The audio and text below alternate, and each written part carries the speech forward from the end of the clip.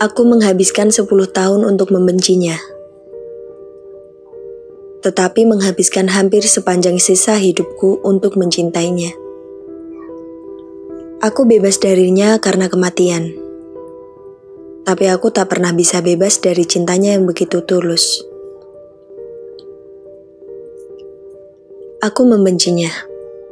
Itulah yang selalu kubisikkan dalam hatiku hampir sepanjang kebersamaan kami. Meskipun menikahinya, aku tak pernah benar-benar menyerahkan hatiku padanya. Menikah karena paksaan orang tua membuatku membenci suamiku sendiri. Walaupun menikah terpaksa, aku tak pernah menunjukkan sikap benciku. Meskipun membencinya, setiap hari aku melayaninya sebagaimana tugas seorang istri. Aku terpaksa melakukan semuanya karena aku tak punya pegangan lain. Beberapa kali muncul keinginan meninggalkannya, tapi aku tak punya kemampuan finansial dan dukungan siapapun. Kedua orang tuaku sangat menyayangi suamiku karena menurut mereka, suamiku adalah sosok suami sempurna untuk putri satu-satunya mereka.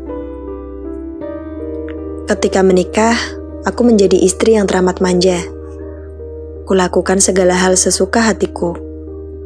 Suamiku juga memanjakanku sedemikian rupa. Aku tak pernah benar-benar menjalani tugasku sebagai seorang istri. Aku selalu bergantung padanya karena aku menganggap hal itu sudah seharusnya setelah apa yang ia lakukan padaku. Aku telah menyerahkan hidupku padanya, sehingga tugasnya lah membuatku bahagia dengan menuruti semua keinginanku. Di rumah kami, akulah ratunya.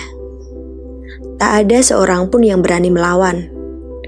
Jika ada sedikit masalah, aku selalu menyalahkan suamiku. Aku tak suka handuknya yang basah diletakkan di tempat tidur. Aku sebal melihat ia meletakkan sendok sisa mengaduk susu di atas meja dan meninggalkan bekas lengket. Aku benci ketika ia memakai komputerku meskipun hanya untuk menyelesaikan pekerjaannya. Aku marah kalau ia menggantung bajunya di caps lock bajuku. Aku juga marah kalau ia memakai pasta gigi tanpa memecatnya dengan rapi. Aku marah kalau ia menghubungiku berkali-kali ketika aku sedang bersenang-senang dengan teman-temanku. Tadinya aku memilih untuk tidak punya anak. Meskipun tidak bekerja, tapi aku tak mau mengurus anak. Awalnya dia mendukung dan aku pun berkabi dengan pil. Tapi rupanya ia menyembunyikan keinginannya begitu dalam. Sampai suatu hari aku lupa minum pil KB dan meskipun ia tahu, ia membiarkannya. Aku pun hamil dan baru menyadari setelah lebih dari 4 bulan. Dokter pun menolak menggugurkannya. Itulah kemarahanku terbesar padanya. Kemarahan semakin bertambah ketika aku mengandung sepasang anak kembar dan harus mengalami kelahiran yang sulit. Aku memaksanya melakukan tindakan vasoktomi agar aku tidak hamil lagi. Dengan patuh ia melakukan semua keinginanku karena aku mengancam akan meninggalkannya bersama kedua anak kami. Waktu berlalu hingga anak-anak kami tak terasa berulang tahun yang ke-8. Seperti pagi-pagi sebelumnya, aku bangun paling akhir. Suami dan anak-anak sudah menunggu di meja makan. Seperti biasa, dialah yang menyediakan sarapan pagi dan mengantar anak-anak ke sekolah.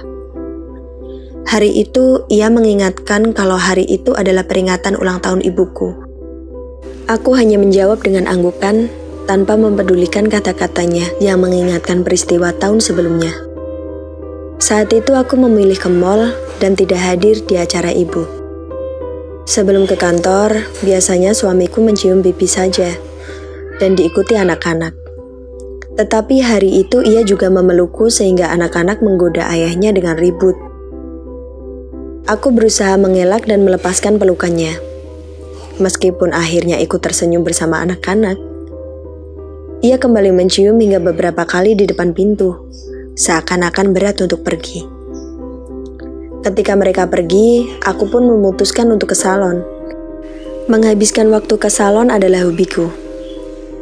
Aku tiba di salon langgananku beberapa jam kemudian. Di salon aku bertemu salah satu temanku sekaligus orang yang tidak kusukai. Kami mengobrol dengan asik, termasuk saling memamerkan kegiatan kami.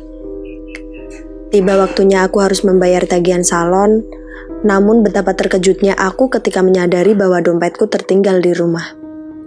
Meskipun merogoh tasku hingga bagian dalam, aku tak menemukannya di dalam tas. Sambil berusaha mengingat-ingat apa yang terjadi hingga dompetku tak bisa kutemukan, aku menelpon suamiku dan bertanya, "Maaf sayang, kemarin Farhan minta uang jajan dan aku tak punya uang kecil, makanya aku ambil dari dompetmu. Aku lupa menaruhnya kembali ke tasmu. Kalau tidak salah aku letakkan di atas meja kerjaku," katanya menjelaskan dengan lembut. Dengan marah, aku mengomelinya dengan kasar. Kututup telepon tanpa menunggunya. Tak lama kemudian, handphoneku kembali berbunyi dan meski merasa kesal, aku pun mengangkat dengan setengah membentak. "Apalagi?" "Sayang, aku pulang sekarang. Aku akan ambil dompet dan mengantarkannya padamu." "Sayang, sekarang di mana?" tanya suamiku cepat. Khawatir, aku menutup telepon kembali. Aku menyebut nama salonku dan tanpa menunggu jawaban lagi, aku kembali menutup telepon. Aku berbicara dengan kasir dan mengatakan bahwa suamiku akan datang membayarkan tagihanku. Si empunya salon, yang sahabatku sebenarnya sudah membolehkanku pergi dan mengatakan aku bisa membayarnya nanti, kalau aku kembali lagi. Tapi rasa malu karena musuhku juga ikut mendengarkan ketinggalan dompetku, membuatku gengsi untuk berhutang dulu. Hujan turun ketika aku melihat keluar dan berharap mobil suamiku segera sampai. Menit berlalu, menjadi jam. Aku semakin tidak sabar, hingga mulai menghubungi handphone suamiku. Tak ada jawaban meskipun sudah berkali-kali ku telepon. Padahal biasanya hanya 2 kali berdering, sudah diangkatnya. Aku mulai merasa tidak enak dan marah. Teleponku diangkat setelah beberapa kali mencoba.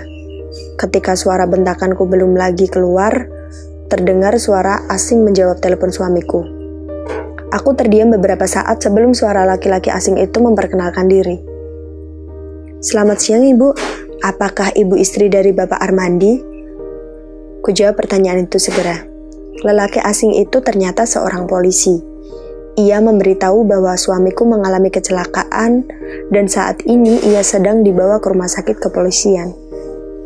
Saat itu aku hanya terdiam dan hanya menjawab terima kasih. Ketika telepon ditutup, aku berjongkok dengan bingung. Tanganku menggenggam erat handphone yang kupegang, dan beberapa pegawai salon mendekatiku dengan sigap bertanya, ada apa hingga wajahku menjadi pucat seputih kertas.